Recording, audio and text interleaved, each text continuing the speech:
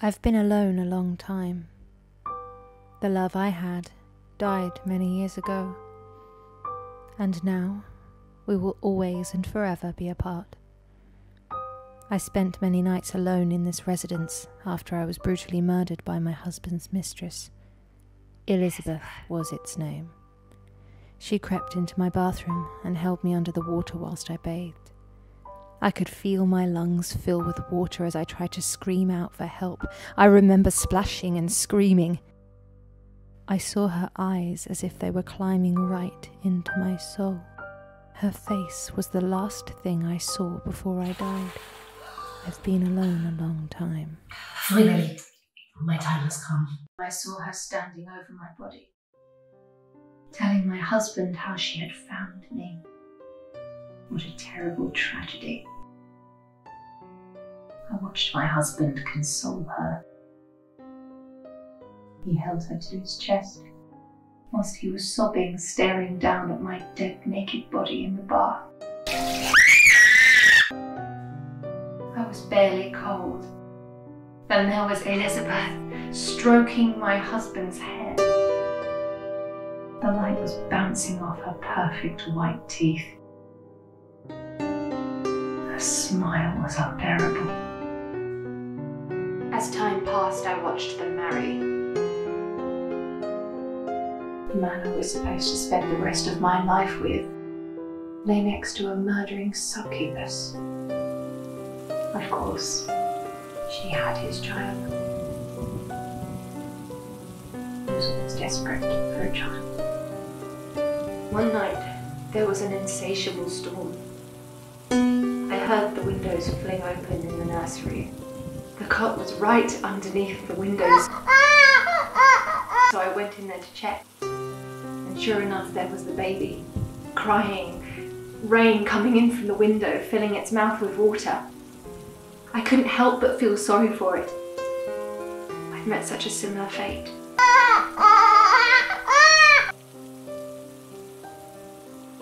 I paused in hesitation.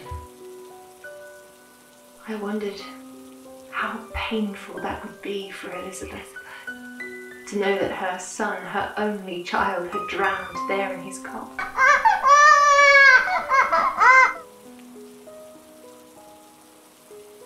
I couldn't. The child was innocent. I launched myself forward over the cot, trying to shield it from the rain, but the water just fell straight through me onto the baby. Until I noticed the cot was rocking. I'd managed to move it. I didn't know then that I could move any objects. In my panic, I decided to throw over the nightstand, make a loud crash, alert everybody else in the house, and sure enough, James and Elizabeth come running in. The baby was rescued. Work.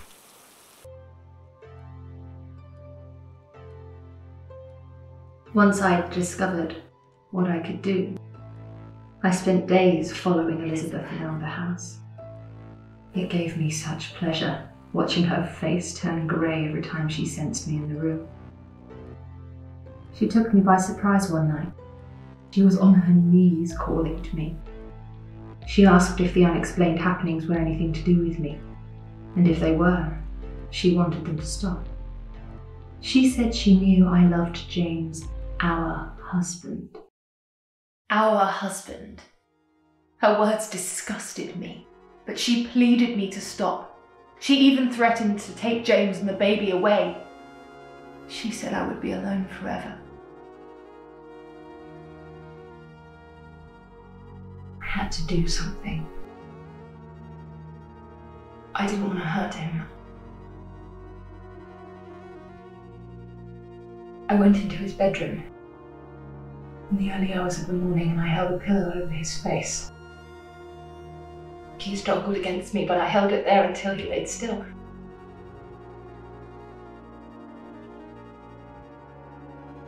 He looked so peaceful. Not now, not now. I waited I waited for what seemed like an eternity.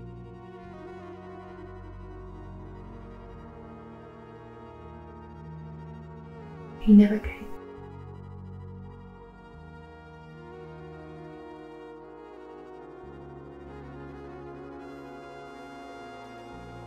Elizabeth moved away with the baby, whose name she changed to James in her grief.